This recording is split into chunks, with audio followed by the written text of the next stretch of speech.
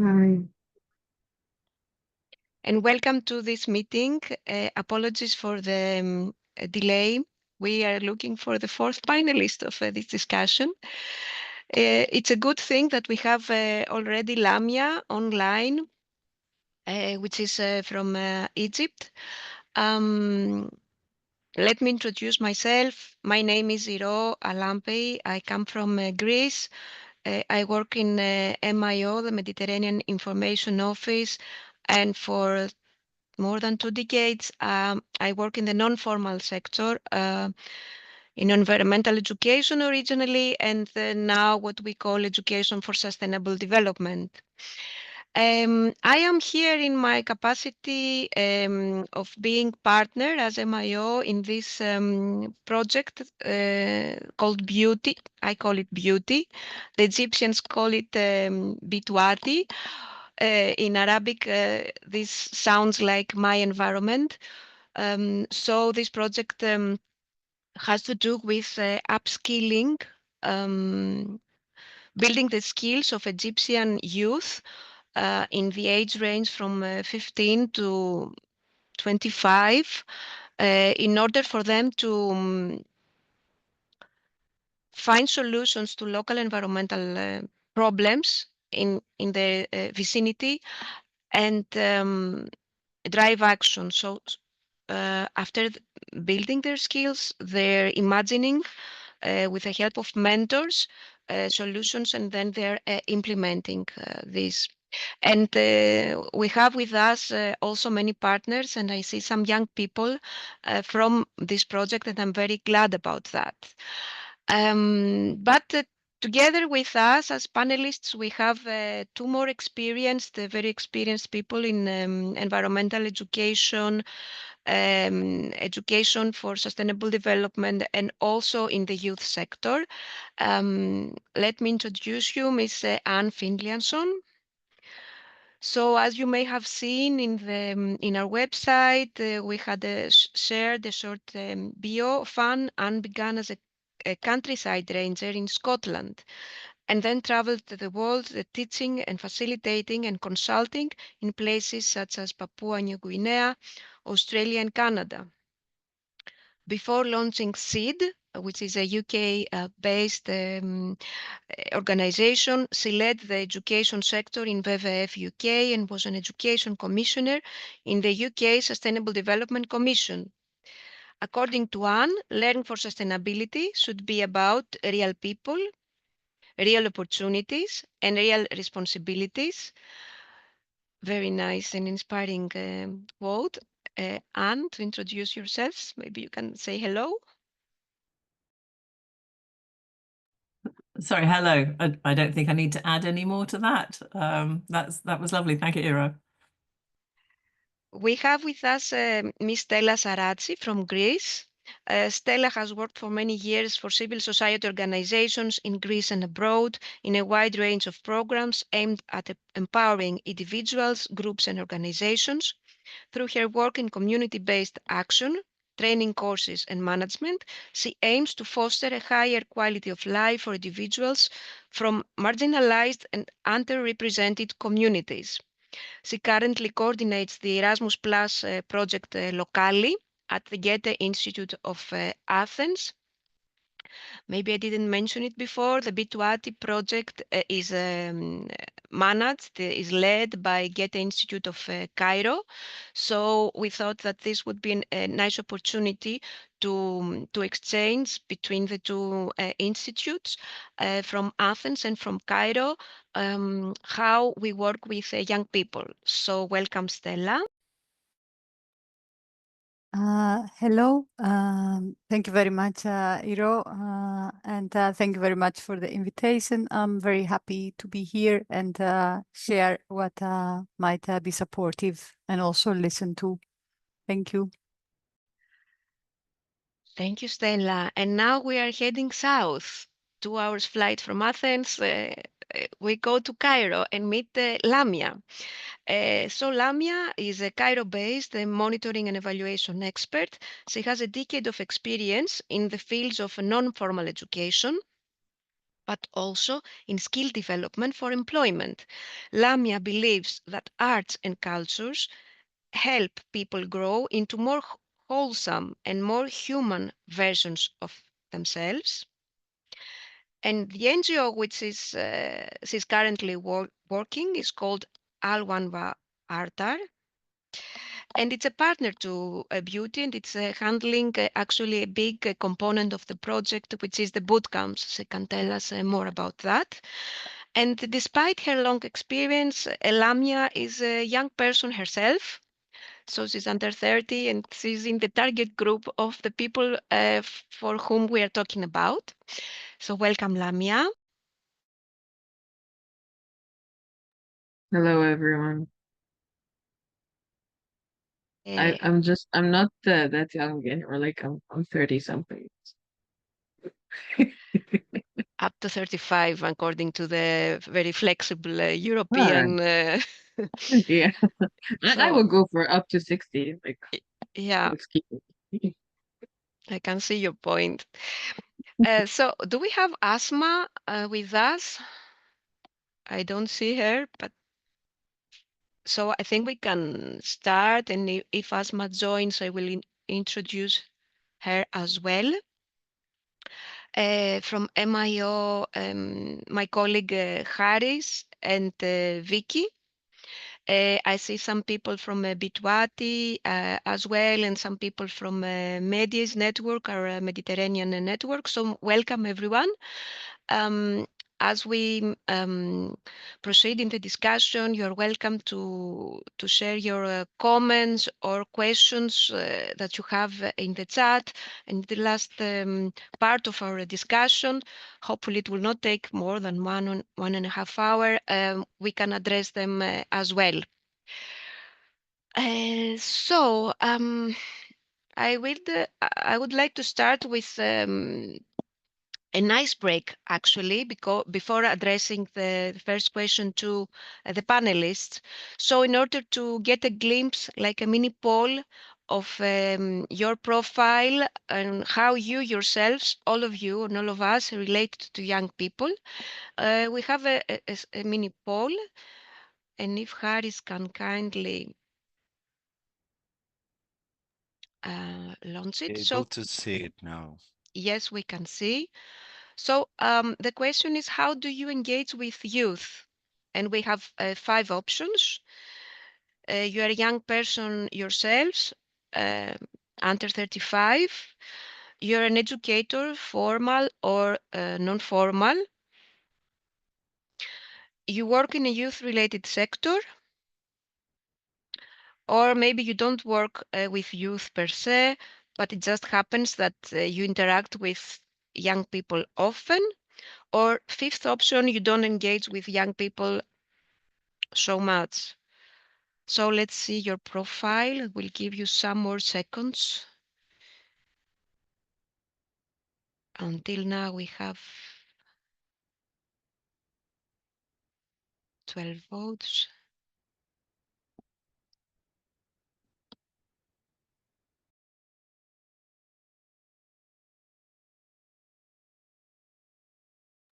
You can pick the one that is closer to your reality.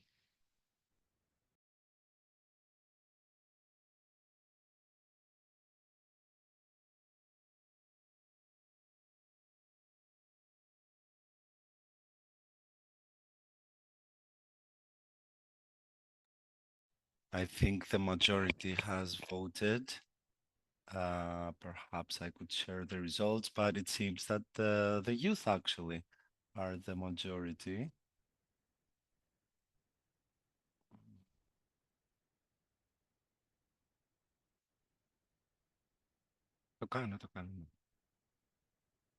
You should be able to see now.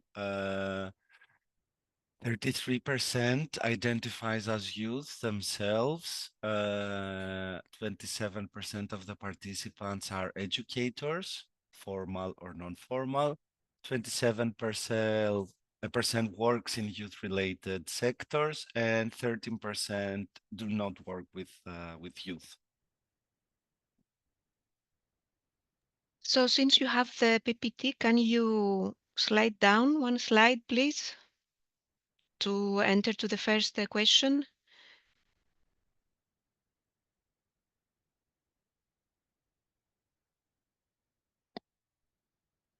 Θες να το κάνω εγώ?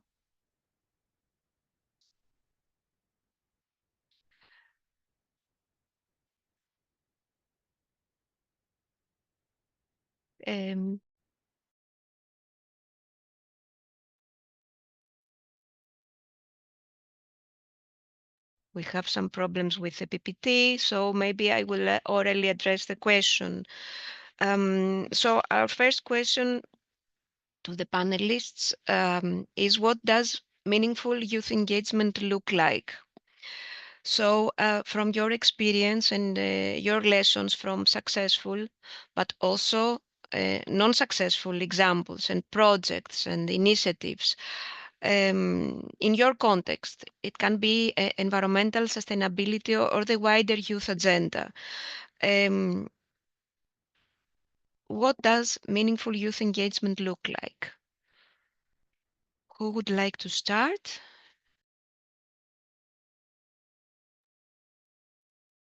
I could if you want. Okay. First of all, hello everyone, and welcome. From my personal experience, which is mostly as part of Alwan-wa-Awtar, which is an organization that focuses on learning as a lifelong practice and learning that is relevant and rooted in the local and social context of the learner. For us, we have experienced a lot of meaningful youth engagement in different contexts, as well as some not so meaningful engagement. And this is how we learn. For example, meaningful engagement from the youth usually looks like a little sparkle in their eyes, like when they find something they're really interested in, something that really answers a very big question for them, or that helps them formulate a new and more meaningful question or pursuit for them. And in the BETI context specifically, for example, it looks like the youth who are pursuing an idea, a project that they would like to implement, or even a question, a research question that they would like to study more about. This is how we know that we did something right. Like when the youth take it one step further, when the youth come out with a new question or a new understanding, and they express it and they take action to answer their own questions further. This is one way that we know that we are doing something right on the engagement level. So yeah, for me, it's questions, like questions that are really digging deep into the topic. Yes, it's very important what you mentioned, and especially when they form questions that are in the proximity zone, what we call, so that they're outside of what you offer them, so that if you cultivate them the curiosity to ask new questions, this I think is also very, very important. So yeah, thank you, Lamiaa. Who wants to build on that? I can go next if that's okay. Thank you, Lamiaa. That was interesting because there was actually quite a lot of similarity. So we at Seed run a program called Young Changemakers, which is exactly what it says on the tin, in that we are helping young people become the kind of change makers that they want to be. What we've had here in the UK is a little bit of a problem in that we had those Friday for the Future strikes before COVID, which got lots of young people very interested. And the government at the time got very angry about young people not attending school.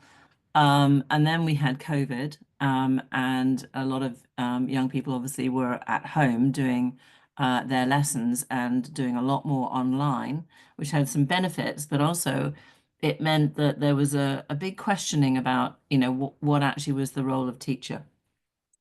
And then after COVID, there was a little bit of enthusiasm for a while, but I would say now that young people are feeling quite disenchanted again because it is not just about voice. So that's the first thing I want to say. There's been a lot of work on voice, but it's been, I'm going to say this, it's fake. I mean, they give people a voice, but there's nothing that they do with the voice that young people are expressing. So and we weren't involved in that. So we run Young Changemakers, and it has some principles and methodologies behind it. So very much this participatory approach that Lamiaa was talking about. And you start where young people are. You do not imagine that they're empty vessels. You imagine that they've got skills, that they've already got interests, they've got motivations, they've got knowledge, and you build on that. And so you don't tell them stuff from the beginning. We use the positive psychology model from Seligman called PERMA, which is about positive emotion, engagement, relationships, meaning, and accomplishment. So the methods that we use for that are action learning. And I don't mean just taking an action. An action can be, as Lamiaa said, maybe a piece of research, or even deciding that they'll go to the head teacher of their school and ask for permission to do something. That's still an action. But action learning is about the Kolb's action learning cycle, where you have to reflect on what you've done. You have to then try and conceptualize what you've done and then plan for your next action. And what that leads to is the ability to learn about your learning. It's very important that there's real world learning. So we've been running this with 8 schools last year, 10 schools this year, secondary schools, and they're mostly age 14 up to 17. And we connect them with 22 sustainability businesses or NGOs or community organizations so that young people can see what is actually happening in the world. We encourage socially critical thinking because most young people in the UK, I can't speak for other countries, obviously, are aware of as much about climate change and biodiversity crisis and social justice issues from social media and the media as they are from school, which changes the role of teachers. But the big thing that we focus on is this sense of agency. So just to give you a quick story, at the end of this year-long program, we had a celebration day. The students were in the center of the big hall that we rented. There was 50 of them. They all spoke. They all talked about their programs. Some were too shy to do that, so they asked someone else to do it for them. And what we had done with them was worked out with them, and they had self-assessed the change in their sense of agency, and in particular, their sustainability competencies. So we're using the ACE model that's very accessible, it's online, and it's done by Daniel Olsen in Sweden. What was so stunning was that by the end of the day, all students said they wanted to carry on, which was a massive indicator that that was successful. The young people that were too shy to do it were standing up and answering questions. And we told the adults they weren't allowed to ask, that this was about valuing young people's work, and they could ask questions, but they were not allowed to stand and speak. It was stunning. But what shocked me was that most of the adults were surprised how good the young people were. I'm never surprised, but it's a shock to me in Britain that people are surprised. And the last thing I want to say is that it's really important to keep challenging. And the challenges that we found running this first year and in the second year is that young people struggle with the idea of systems thinking. And it's really worthwhile doing that. They also struggle with the idea of, I think you were referring to this, Iro, but what we call spheres of concern, spheres of influence, and spheres of action. And that very much helped them. And then the last thing was that they struggle with the difficult conversations they will have with people who don't agree, or who don't want to listen, or who want to delay what the young people want to do. And it's not about success, it's about the learning that they get through that whole time. And we actually do have a school in Nepal now as well. So it's not just the UK, we're actually doing it in Kathmandu as well.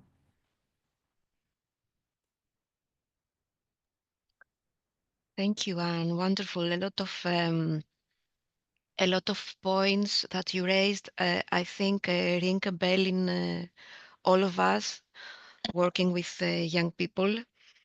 Yeah, making them this agency factor that you mentioned. So speaking up for themselves. We saw it recently in the Bituati. We had the end of the first year and an exhibition, and we saw how proud and informed young people were after delivering their own projects. But we take note for what we could do for the shy ones. I appreciate your thoughts about how do we deal with more introvert people that are it's not so easy for them to speak out, or they're not so fluent in English, and still there is a change process in them. And as youth workers, we should be attentive to this. What also struck very relevant to me is what you mentioned about giving them voice, but then what do we do with this voice? So it's not only about hearing them, but making truly listening to what they say and transforming this to action in whatever field, action at school, action at a municipality, or action in our own organization. So what do we do with the voice and what we hear from them? So thank you very much. And I would turn to Stella.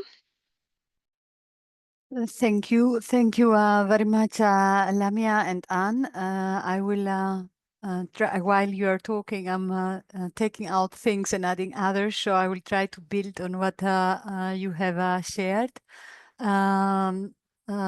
It might help to say that I tried to find the thin line that connects all the different groups of youngsters that I had the opportunity and the privilege to work with, and throughout the different countries and different categories, because I worked a lot in the refugee and the migrant response as well.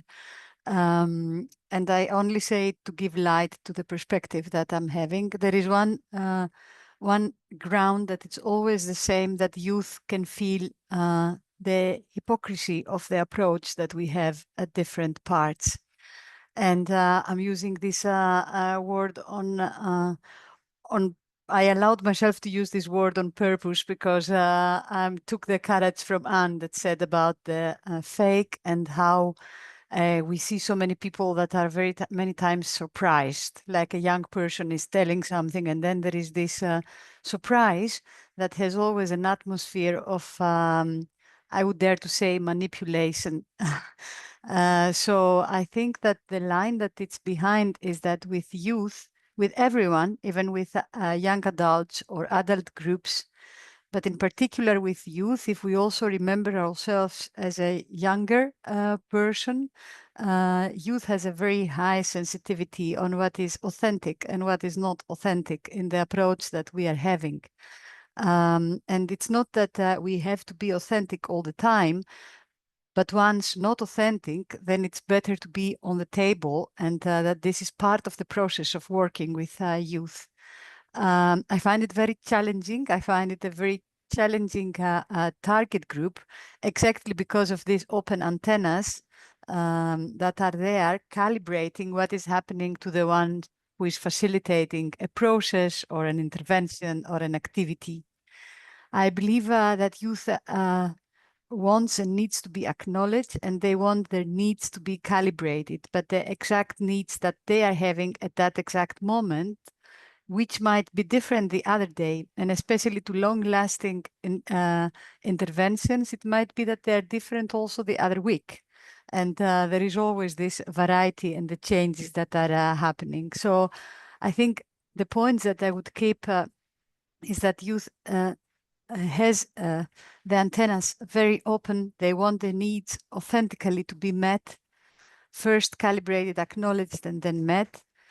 And I want to add only as a last and wrapping it up that important to this, the more I grow older, I think it is that the acknowledgement of the generation gap is also very important, that there is the generation gap and we do not have to pretend that we are vanishing it, because it will not be vanished. And when it comes to environmental projects, through the project that we are running now at the Goethe-Institute Athens, I think that connecting also to the generation gap, that to my short-term experience with this project is that youth has the need to share their fears that are becoming existential, because they are very afraid of the climate crisis and they are influencing their plans, which was not happening to me, for example, that I'm on the moment 43. It is very different for the ones that are now 15 or 17. And I saw it more and more that they relax and they get engaged and they feel that it has a meaning what is happening when we are able to listen to their existential fears that the climate crisis is bringing to them. Thank you.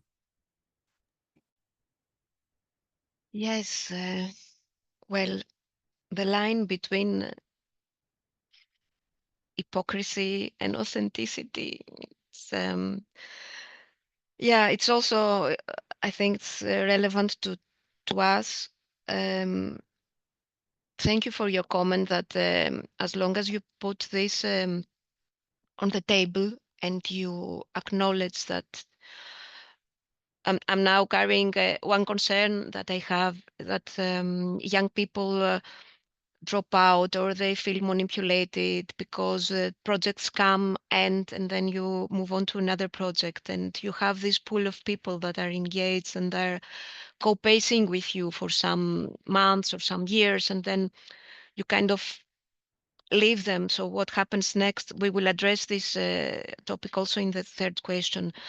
But as long as you're honest about the limits of what you can offer through your facilitation, your project, or your networking, I think that maybe this will be valued more of them.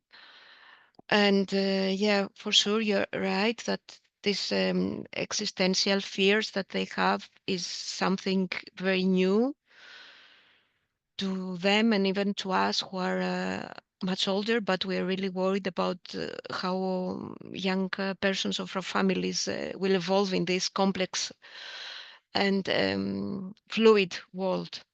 So thank you very much, all three of you. And Haris, if you can move to the next slide, because it's a slide concerning the audience. So I would like the audience to pause and reflect for 1 minute. So in your work with young people, students or young people up to 30s or something, what are your main challenges in working with them or in reaching them? And we will pause for 1 minute to give you some time to think and write in the chat.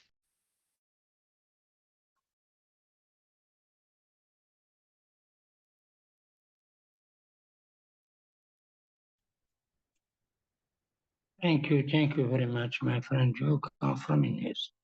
Yes. Hmm?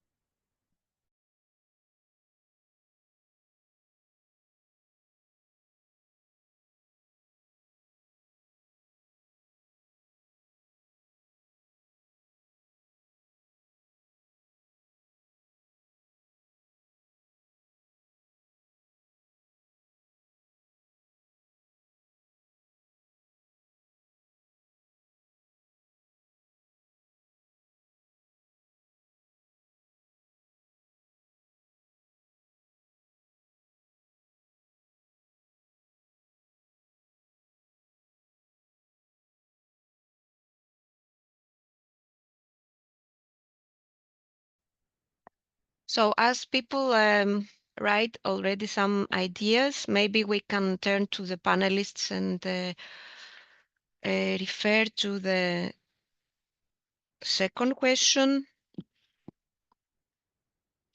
How can we reach more effectively young people outside the metropolitan cities? So in the Bituati project, we focus on rural, non-privileged areas outside Cairo.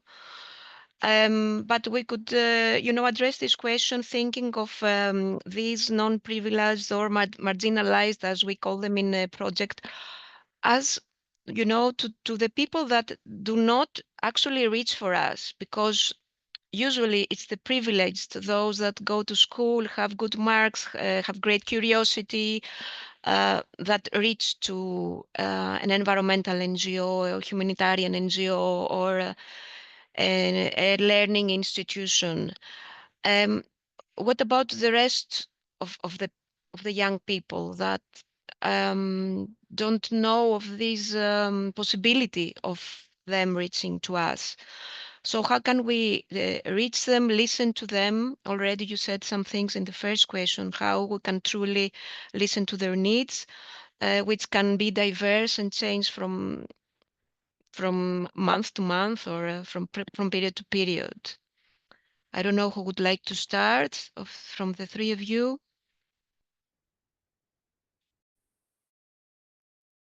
I could also start for changing the the row among us. I have first some very practical and that might look technical ideas on that, because this is what we did also in the project that we are running now.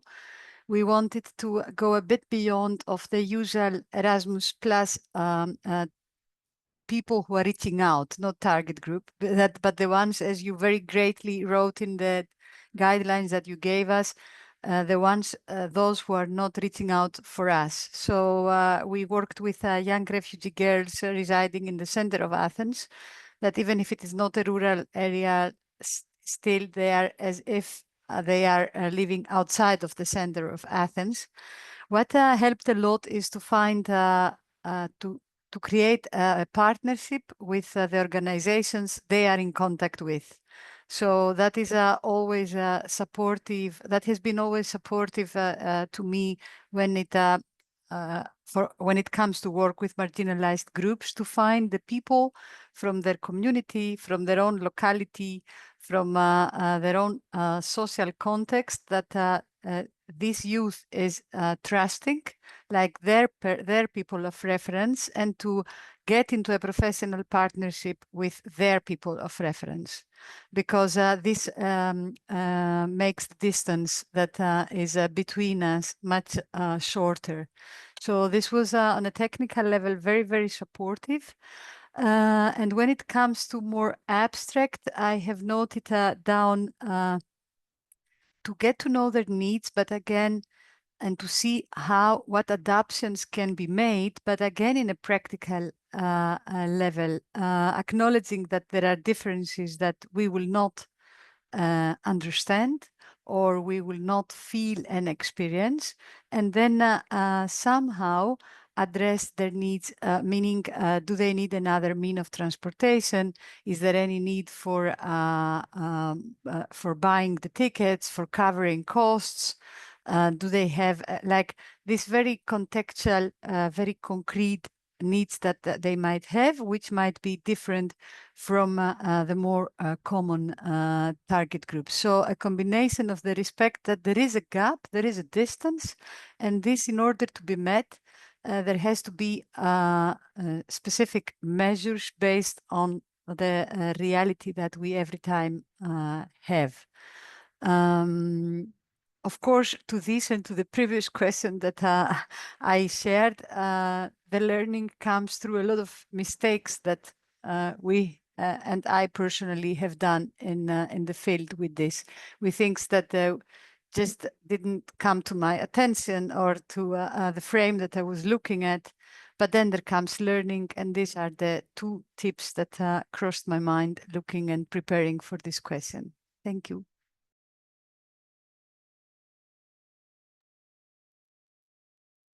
Thank you very much. Noted both.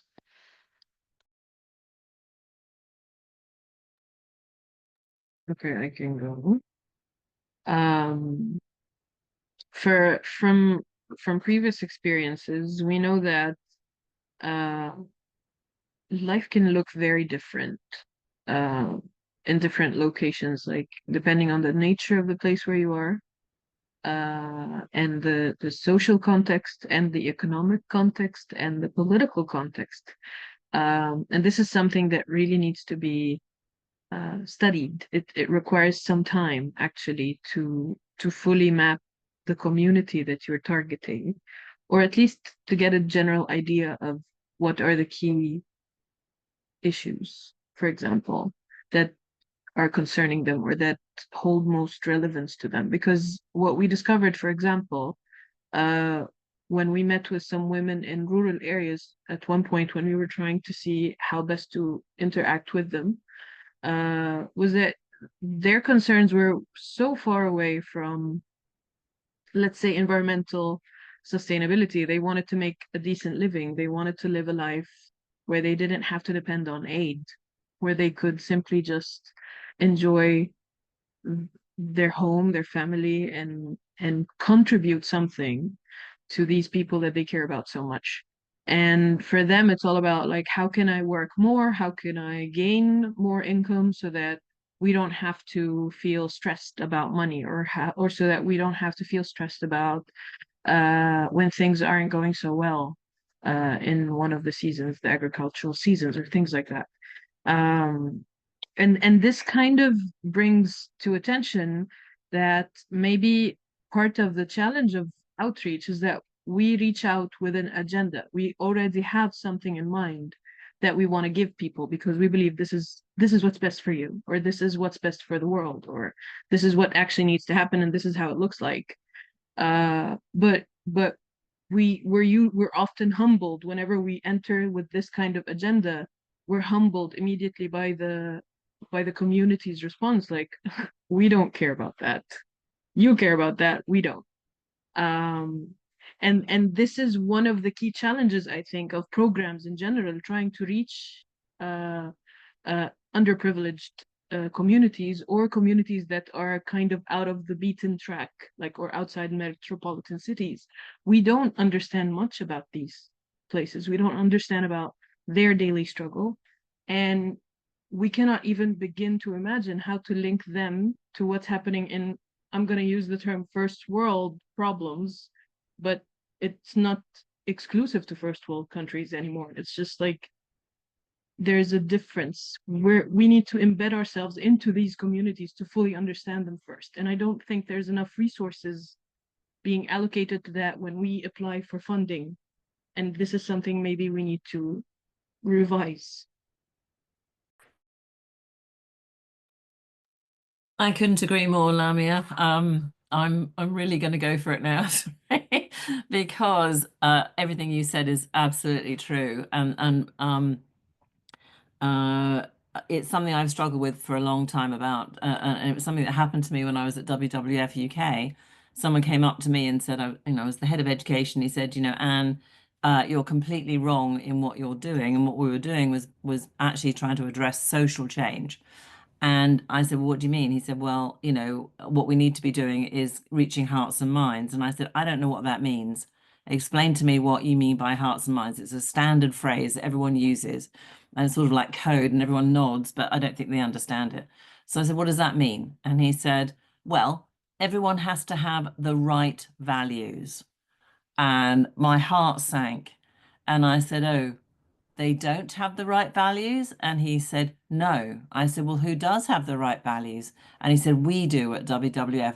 I was so angry I could barely speak because the arrogance of that, and you see it in many, many NGOs, but worse, you see it in the way that funders think about funding programs.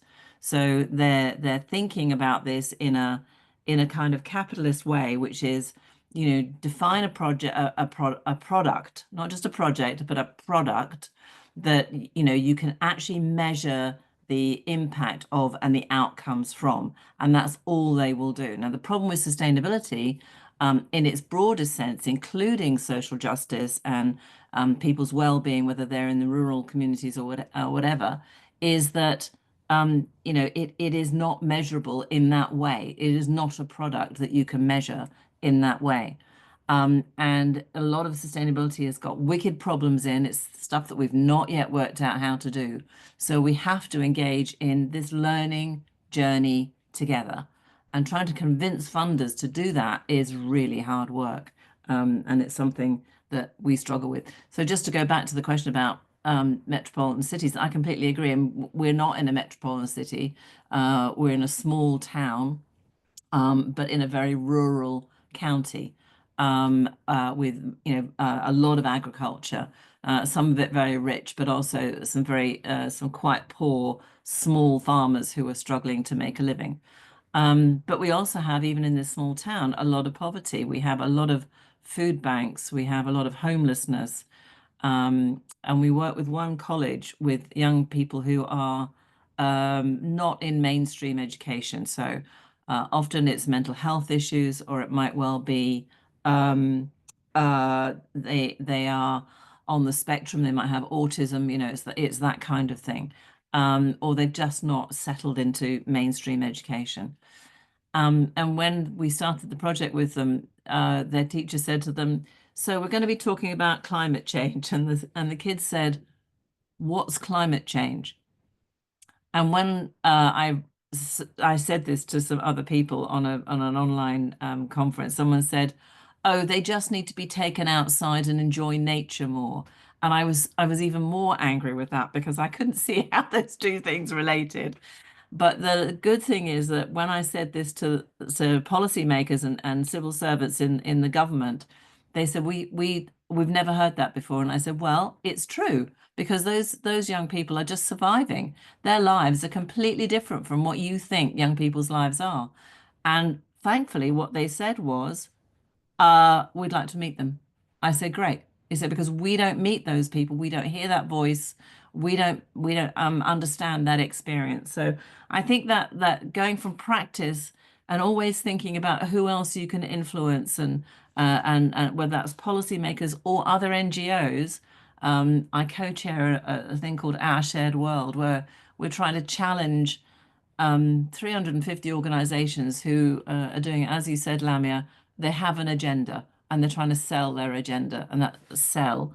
And that's not the way to start. The way to start is where people are and allow them to start to create something that's meaningful to them.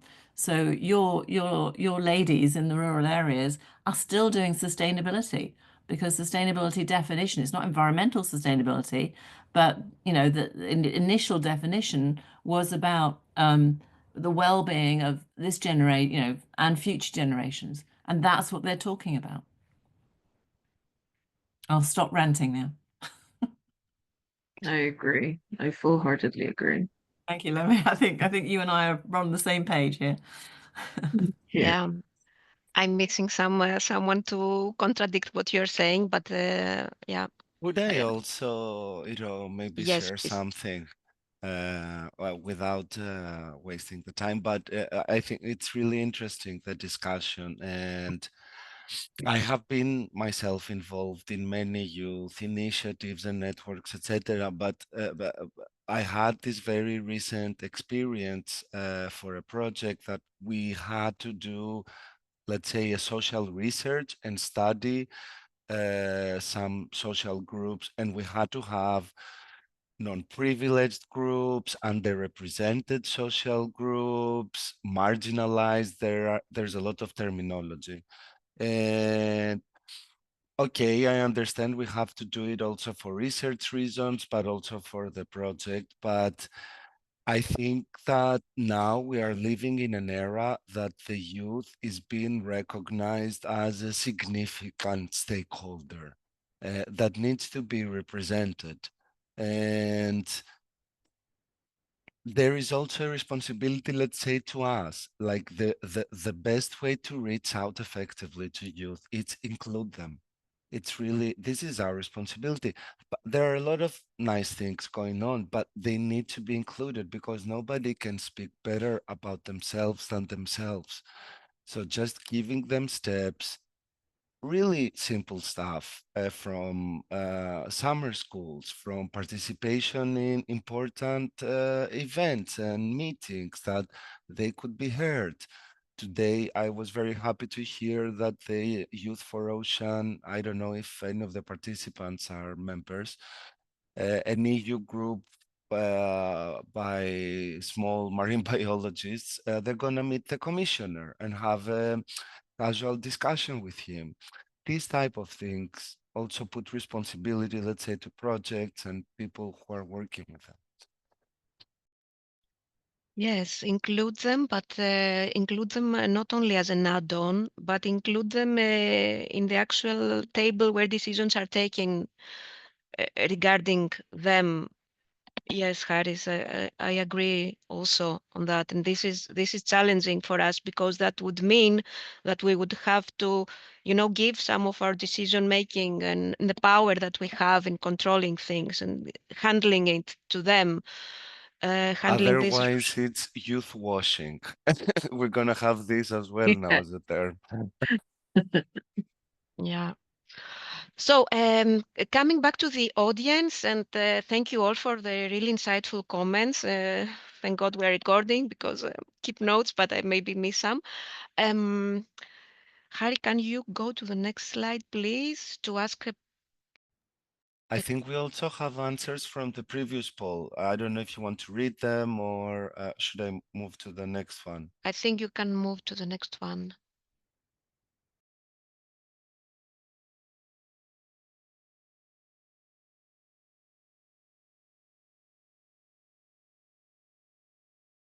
So, from your experience, this is a question for everyone. What empowers a young person to take action in the field of environment or sustainability, the field of well-being, as we have discussed so far?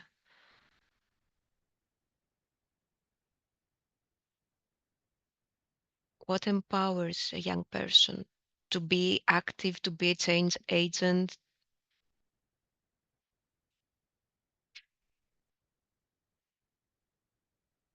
I will give you 1 minute. Hello, Martina, as well.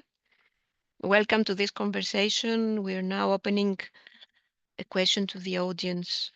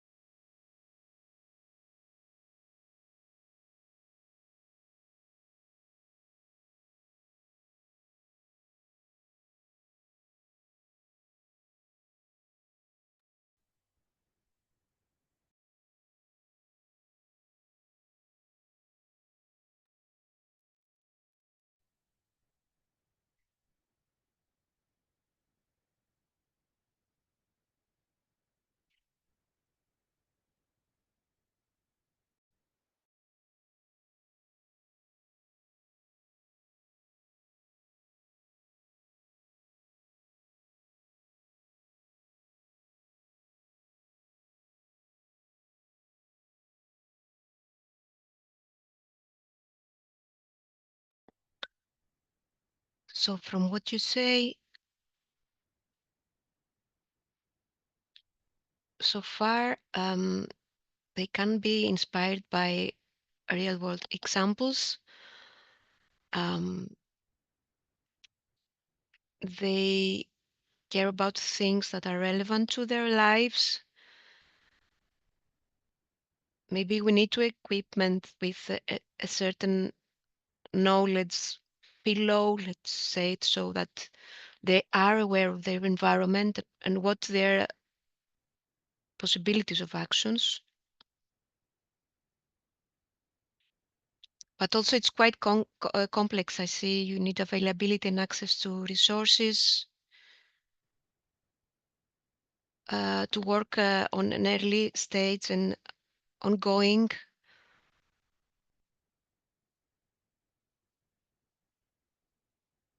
The stage where they are, yes. And also thank you, Anne, for this comment. Regardless of the action that they take, we ourselves need to empower them and not judge their work. And this is something that keeps their motivation when we're not judgmental. Okay, thank you very much, everyone. We're noting down your comments also in the chat. And let's go to our third and final questions to the panelists. So how can we keep them engaged? How can we keep them committed to long-lasting initiatives during our project or after our project? We meet people, we are very close to them for a certain period, and then, as I said, the project is over and it's hard to find them, to find a way to keep them, to keep this relationship ongoing. And how can we fuel it in the long run? Any ideas? I'll start on this one, just to change the order again.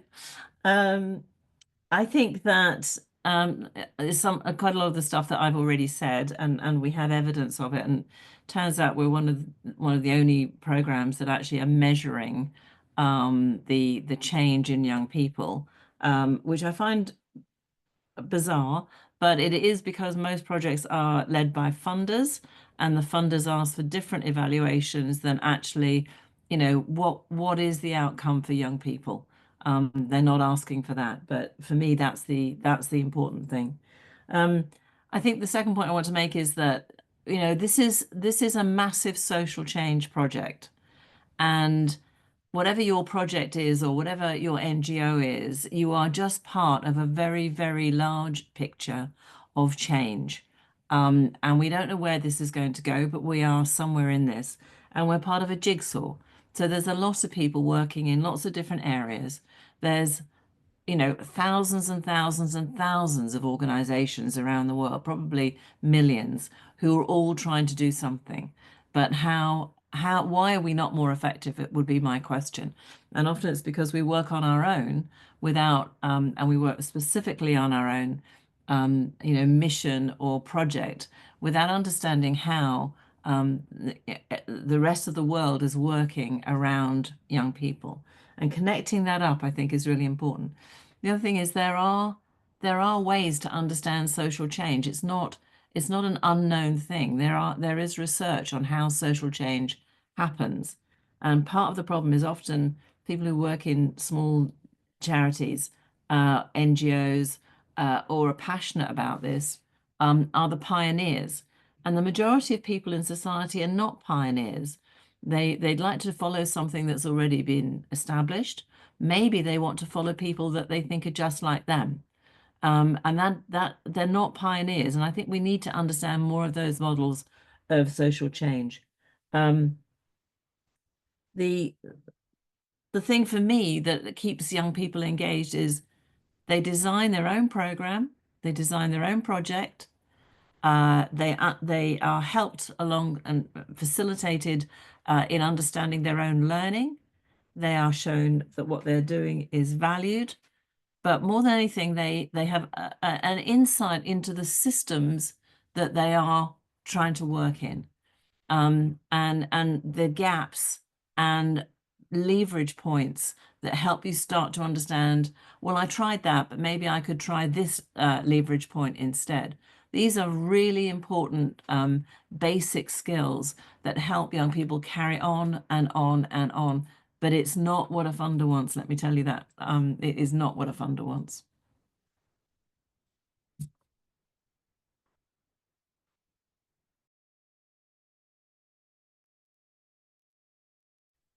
I will continue, if I'm not mistaken, for the order.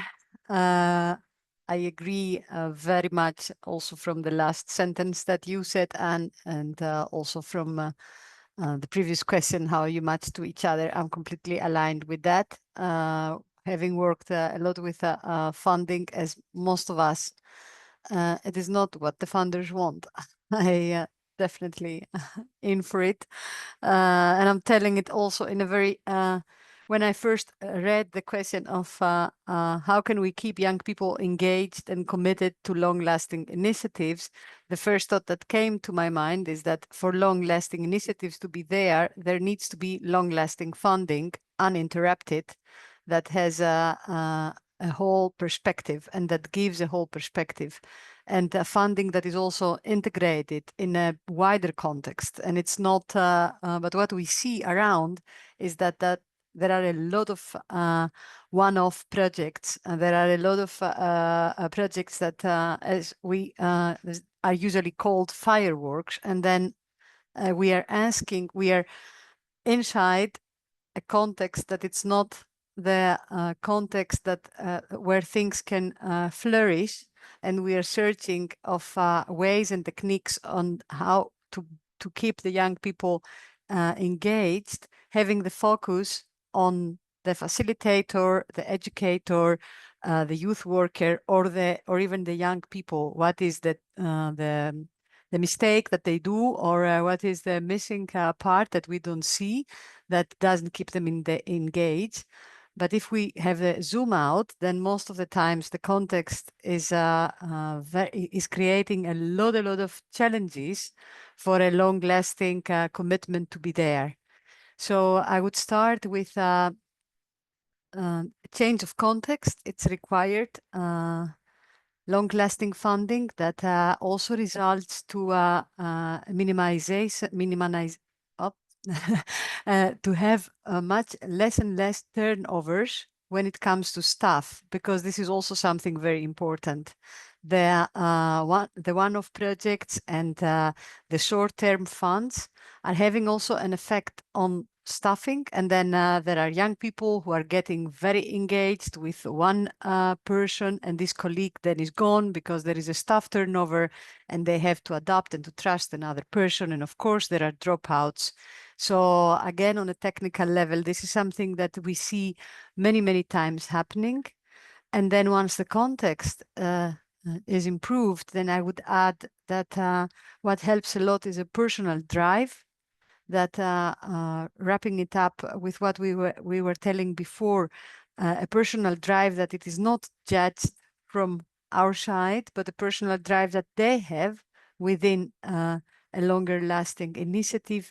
And I would like also to not introduce, but to bring in our meeting today the term of self-advocacy. I believe it is a new term, it's not new, but it's an approach that helps a lot, that people become, and especially young people can become advocates, but they can represent themselves.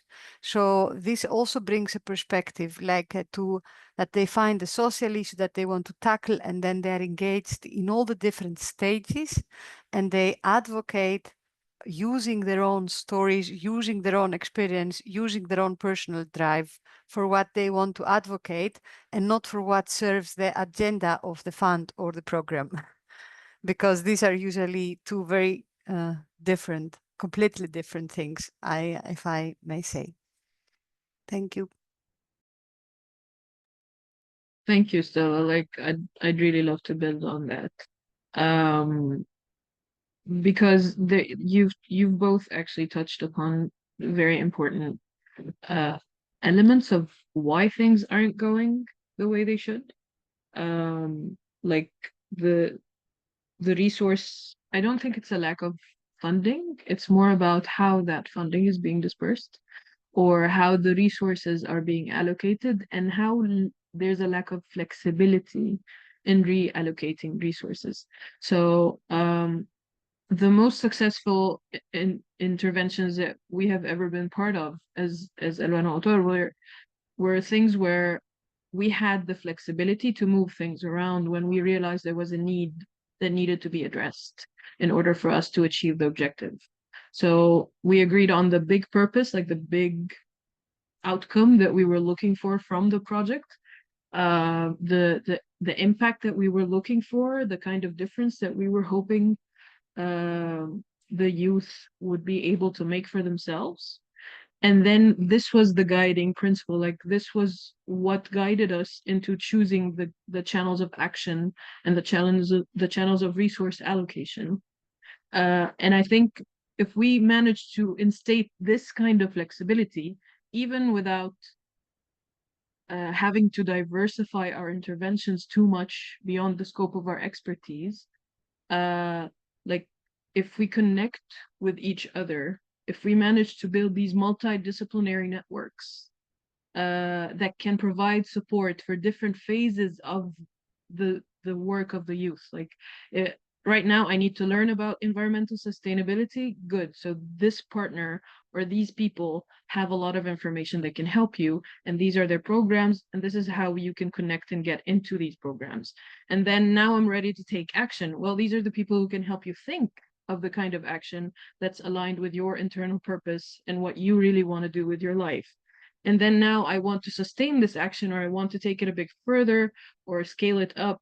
All right, these are the people who can support you with the scale ups, and these are the people that are relevant to the type of action that you would like to do. And this requires a high level of connectedness on the level of those people, the implementers, the people who are trying to support social change.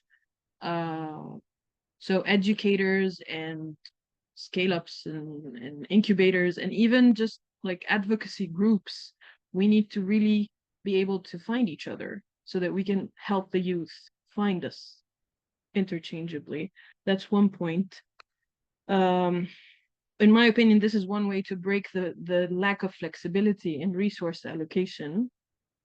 And I think the other thing is we really need to activate their personal cause, because in my experience, which is rather limited compared to everybody else here, but in our experience, the successful cases of continued impact, they all started with something of a reflection, pause about who I am, what is important to me, and how does that fit into the context where I exist, whether socially, politically, economically, or environmentally. And it's that kind of questioning pattern, that kind of exercise that helps them find, oh, this is what I'm called to do. This is what I'm called to make happen, because it's important to me, because it will impact my life and the people that I care about directly.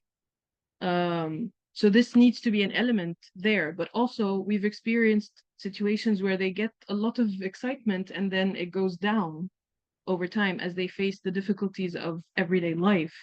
So I think when we think of project support, or when we think of how we're going to provide them with support after they leave us, it needs to be something that's responsive, something that is rooted in questions that help us really uncover what they need most at the moment. Like, do they need skill building further, or do they need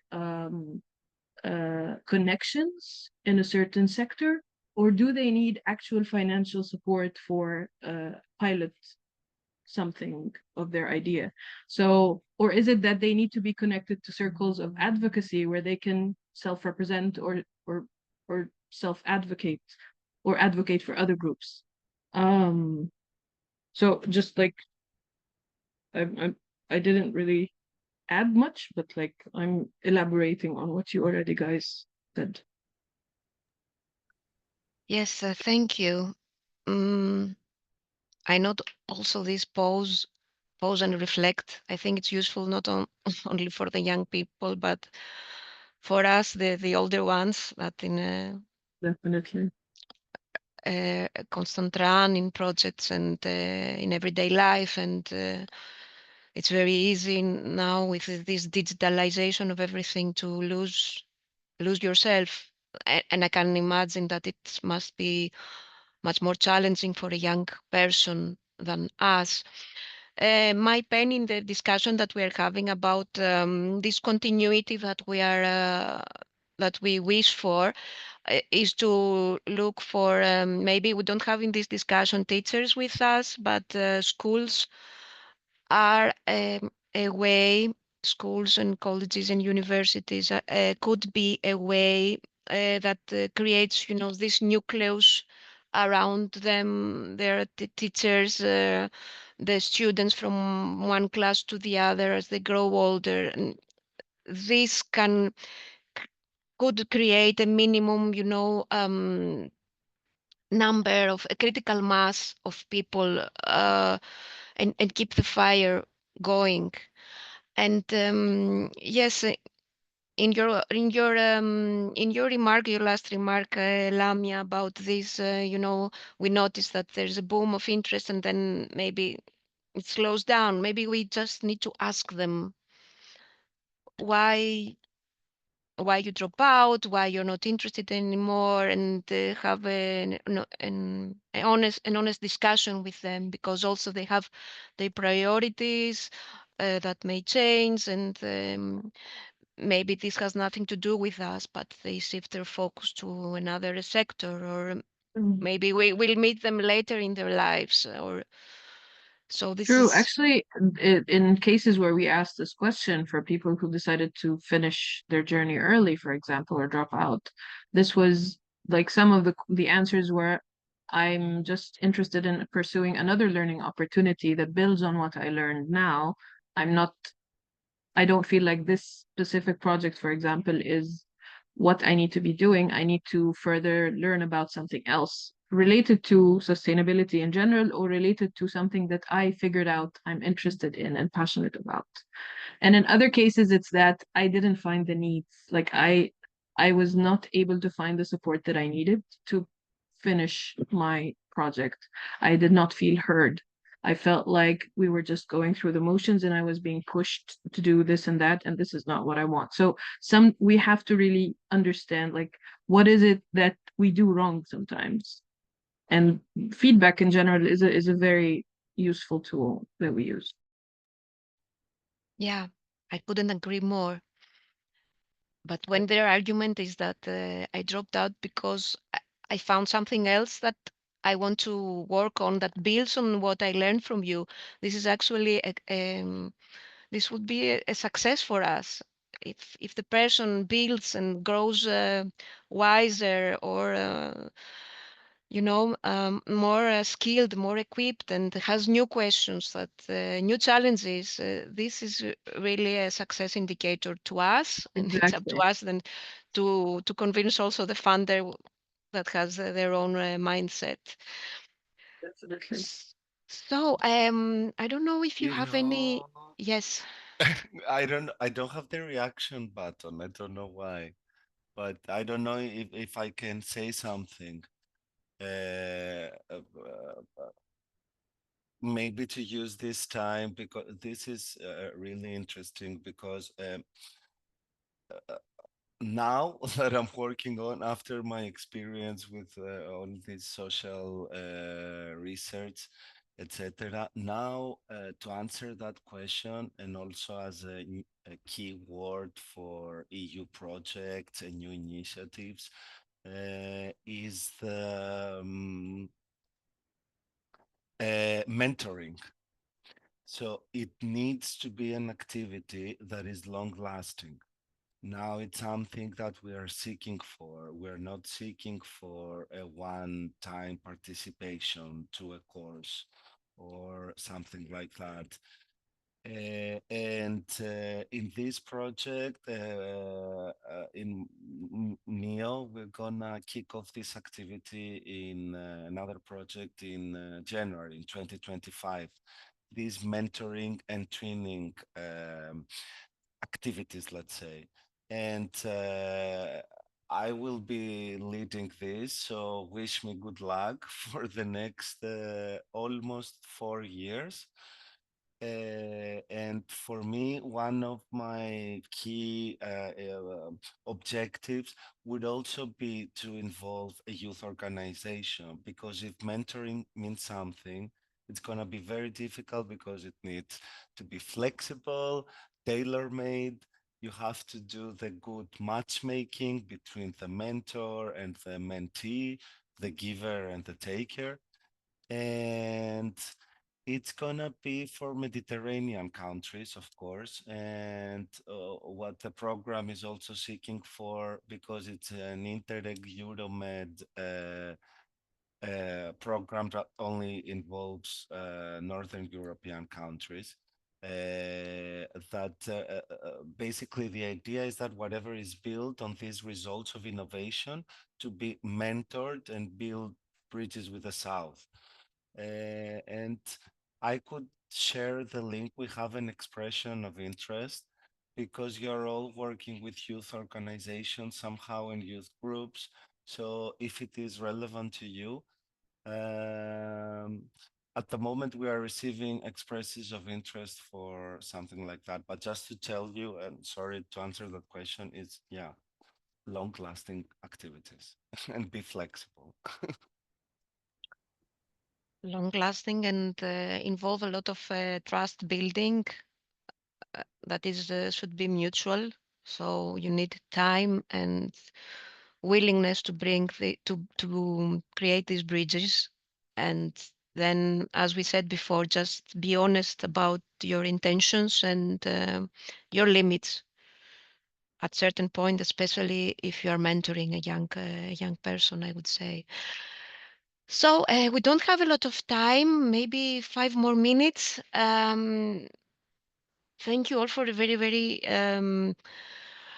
insightful discussion. We will share outputs and links that you share. I saw in the comment someone who wants to know more about Bituati.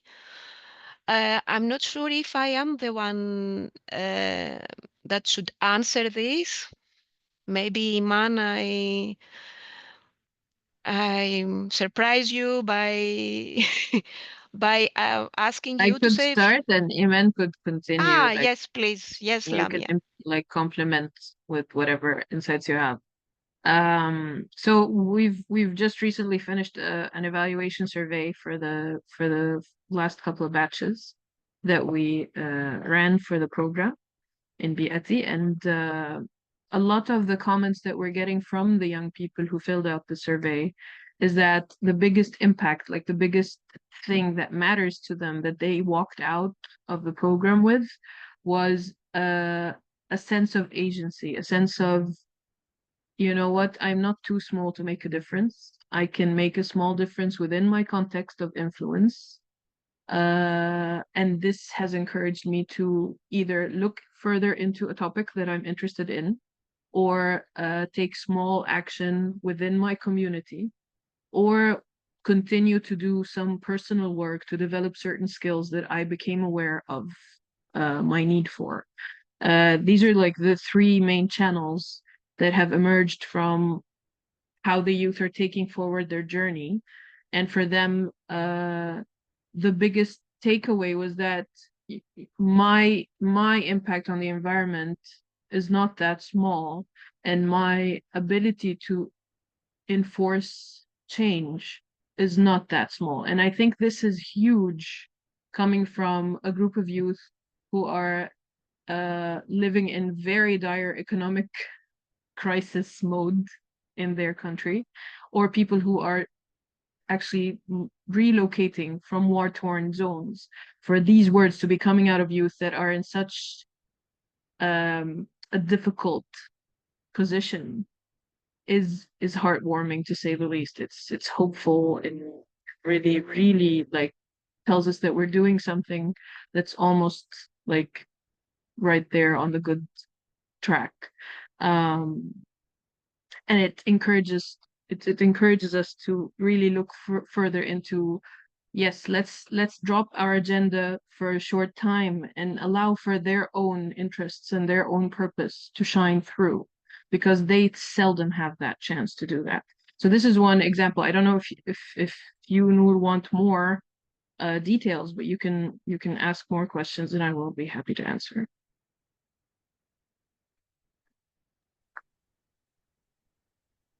Your reply, Lamiaa, actually gives meaning to our work, the project officers. Yeah. Yeah, thank you very much. That's a great information. Yeah, I appreciate your effort and everything you are doing for the youth. And yeah, go ahead. Yeah, that's a great project and it's amazing. Yeah, thank you very much. Thank you.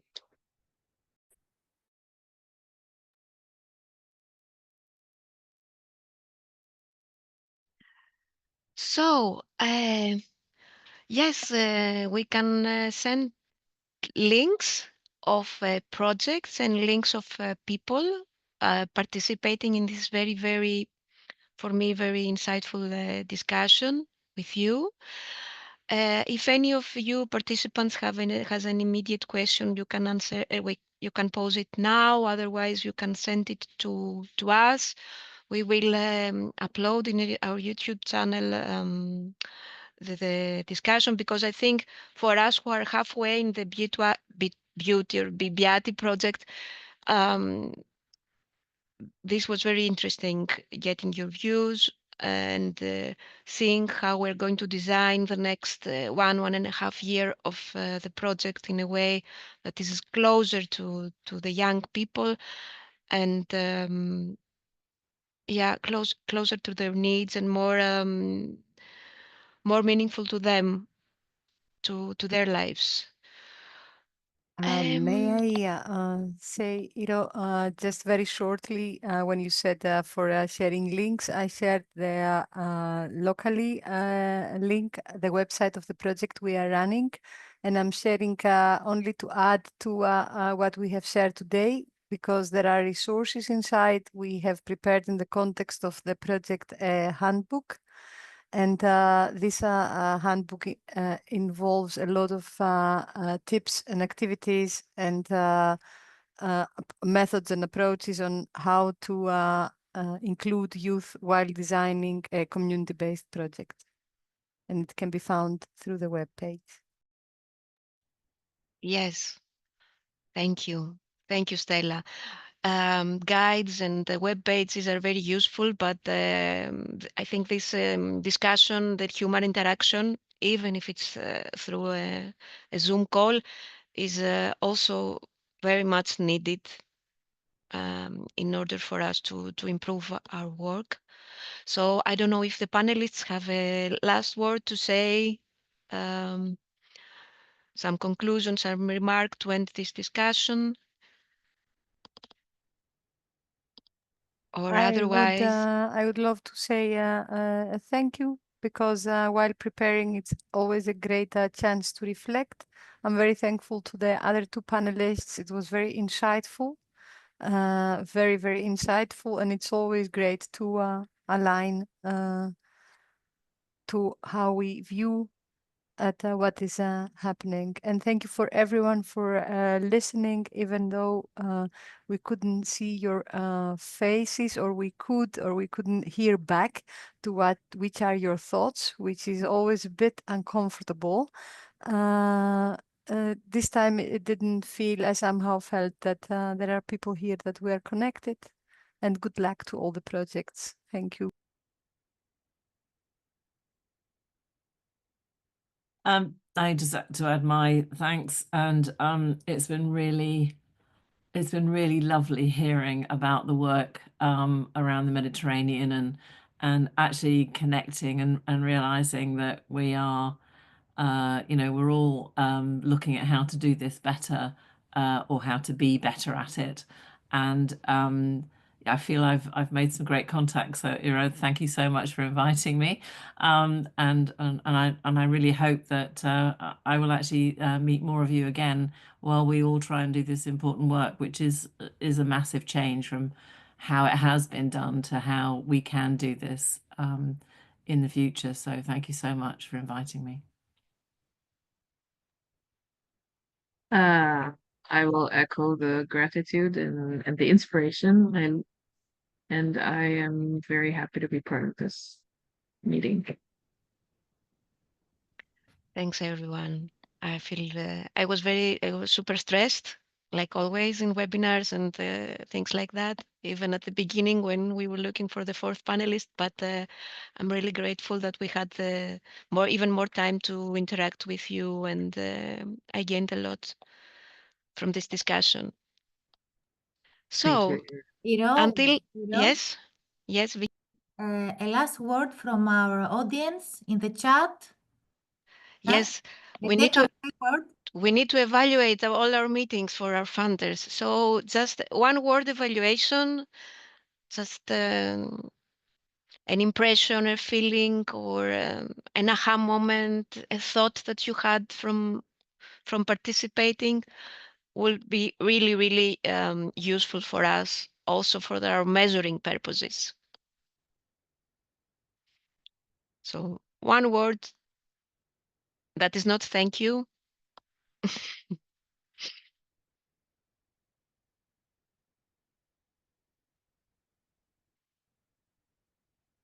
We will give you 1 minute and we will close our meeting. And after that, since we have all your emails, we will make sure that we will share also with you the links that all of you shared in the chat.